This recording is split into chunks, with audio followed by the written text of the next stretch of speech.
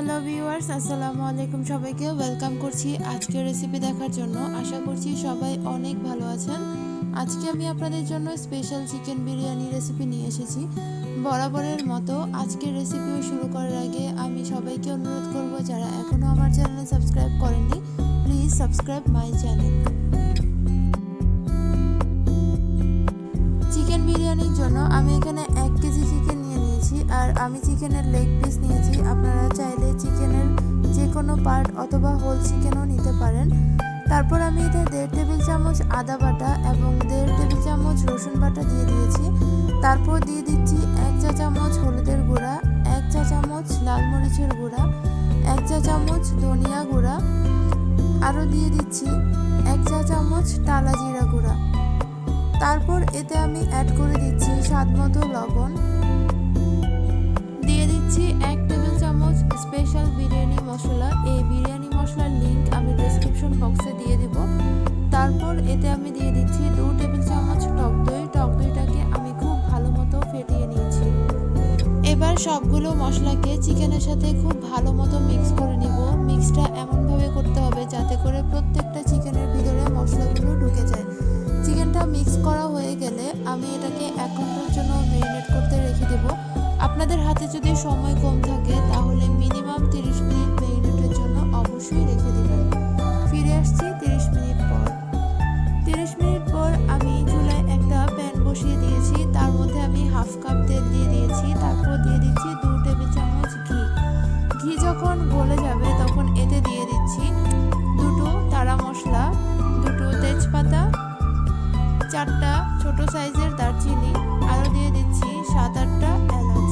এবার সবগুলো গরম মশলাকে আমি 2 মিনিটের মতো ফ্রাই করে নিব। এতে করে গরম মশলা থেকে সুন্দর একটা অ্যারোমা আসবে। তারপর 2 মিনিট পর এতে আমি অ্যাড করে দিচ্ছি 1 কাপ পেঁয়াজ কুচি এবং 7-8টা কাঁচামরিচ মাঝখান থেকে এরকম 2 ভাগ করে দিয়ে দিয়েছি। পেঁয়াজগুলো যখন হালকা লালচে রং ধারণ করবে তখন এতে আমি আগে থেকে ম্যারিনেট করা চিকেনটা দিয়ে দিব। দেখতেই পাচ্ছেন পেঁয়াজটা খুব বেশি লালচে রং হয়নি। এরকম হালকা যখন একটু লালচে রং হয়ে আসছে তখনই আমি এতে চিকেনটা অ্যাড করে দিচ্ছি। আমি চিকেনটাকে একদম সব মশলা সহ খুব ভালো মতো দিয়ে দিচ্ছি। তারপর চিকেনটাকে একটু ফ্রাই করে নিব। আমি প্রায় 2 মিনিটের মতো ফ্রাই করে নিচ্ছি। 2 মিনিট পর আমি চিকেনটাকে ঢেকে দিব প্রায় 10 মিনিটের জন্য। আর এই সময় আমি চুলার আঁচ মিডিয়াম রেখেছি। ফিরে আসছি 10 মিনিট পর। 10 মিনিট পর দেখতেই পাচ্ছেন চিকেন থেকে মোটামুটি বেশ খানিকটা পানি বেরিয়ে আসছে। এবার এই পানির সাথে আমি আবারও চিকেনটাকে একটু মিক্স করে ঢেকে দেব। আমি আর এক্সট্রা কোনো পানি অ্যাড করব না। এই চিকেনের পানিটাতেই চিকেনটাকে সিদ্ধ করে নেব। এবার আমি চিকেনটা ঢেকে দিচ্ছি আর ফিরে আসছি চিকেনটা পুরোপুরি সিদ্ধ হয়ে যাওয়ার পর। আর এই পুরো প্রসেসটা কমপ্লিট হতে আমার সময় লেগেছে প্রায় 25 মিনিট। আপনাদের কম বেশি সময় লাগতে পারে। দেখতেই পাচ্ছেন 25 মিনিট পর চিকেন থেকে পুরো পানি শুকিয়ে গিয়েছে এবং চিকেনটাও একদম সিদ্ধ হয়ে গিয়েছে। আমি চেক করে নিয়েছি। সো চিকেন একদম রেডি। এবার আমি চলে যাচ্ছি পরবর্তী স্টেপে। আবারও একটা ফ্রাইং প্যান বসিয়ে দিয়েছি। তার মধ্যে দিয়ে দিচ্ছি হাফ কাপ তেল। তারপর এতে আমি দিয়ে দিচ্ছি হাফ কাপ পেঁয়াজ কুচি এবং 3-4টা কাঁচামরিচ মাঝখান থেকে এরকম 2 ভাগ করে দিয়ে দিয়েছি। এবার পেঁয়াজ এবং কাঁচামরিচকে একটু ফ্রাই করে নিব। প্রায় আমি 3 মিনিটের মতো ফ্রাই করে নিয়েছি। তারপর এতে আমি অ্যাড করে দিচ্ছি 1 টেবিল চামচ আদা বাটা এবং 1 টেবিল চামচ রসুন বাটা। আদা এবং রসুন বাটাকে আবারও 2 থেকে 3 মিনিটের মতো ফ্রাই করে নিব। এতে করে মশলার কাঁচা গন্ধটা চলে যাবে। 2 থেকে 3 মিনিট পর এতে আমি দিয়ে দিচ্ছি 3 কাপ বাসমতি চাল। আজকে আমি বাসমতি চাল নিয়েছি। আপনারা চাইলে চিনি গুঁড়া চাল বা কালো জিরা চালও দিতে পারেন। আর এই চালগুলোকে আমি 10 থেকে 15 মিনিট আগে খুব ভালো মতো ধুয়ে পানি ঝরিয়ে নিয়েছি। এবার চালগুলোকে আমি প্রায় 5 মিনিটের মতো চুলার আঁচ মিডিয়ামে রেখে একটু ফ্রাই করে নিচ্ছি। যখন চাল থেকে একটা সনসন শব্দ আসবে এবং খুব সুন্দর একটা অ্যারোমা আসবে তখনই বুঝতে হবে চালটা একদম রেডি। তারপর এতে আমি 6 কাপ পানি অ্যাড করে দিচ্ছি। আমি একদম টকবগে গরম পানি দিয়েছি। দেখতেই পাচ্ছেন পানিটা দেওয়ার সাথে সাথেই একদম ফুটে উঠেছে। আর চাল ঠিক যতটুকু হবে পানি তার দ্বিগুণ হবে।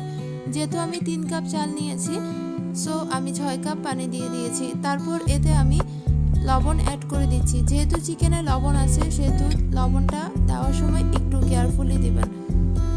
তারপর যখন চালের পানি অর্ধেক হয়ে যাবে তখন এতে আমি চিকেনটা অ্যাড করে দিচ্ছি। চিকেনটা দিয়ে খুব ভালো মতো চালের সাথে মিক্স করে দিব।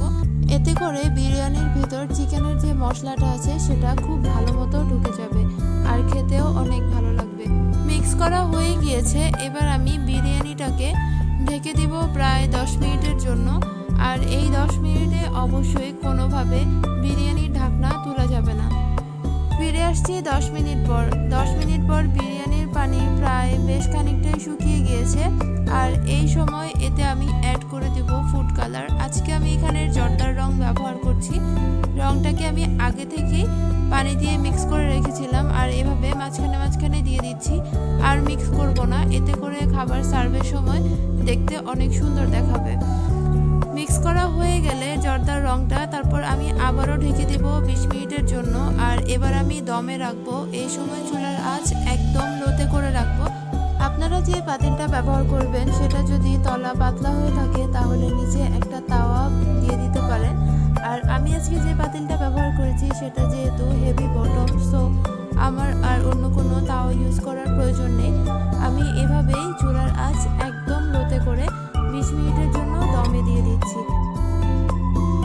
20 মিনিট পর সার্ভিং ডিশে আমি চিকেন বিরিয়ানি সার্ভ করে দিয়েছি। দেখতেই পাচ্ছেন দেখতে কতটা সুন্দর দেখাচ্ছে এবং খেতেও হয়েছে অসাধারণ। আশা করছি আজকের এই রেসিপিতেও আপনাদের ভালো লেগেছে। যদি ভালো লেগে থাকে তাহলে অবশ্যই বাসায় আমার এই রেসিপিগুলো ট্রাই করবেন আর আমার এই রেসিপিগুলো ফ্রেন্ডস অ্যান্ড ফ্যামিলির সাথে শেয়ার করবেন। আজকে বিদায় নিচ্ছি, দেখা হবে নেক্সট এপিসোডে। ততক্ষণ পর্যন্ত সবাই ভালো থাকবেন, সুস্থ থাকবেন। আল্লাহ হাফেজ।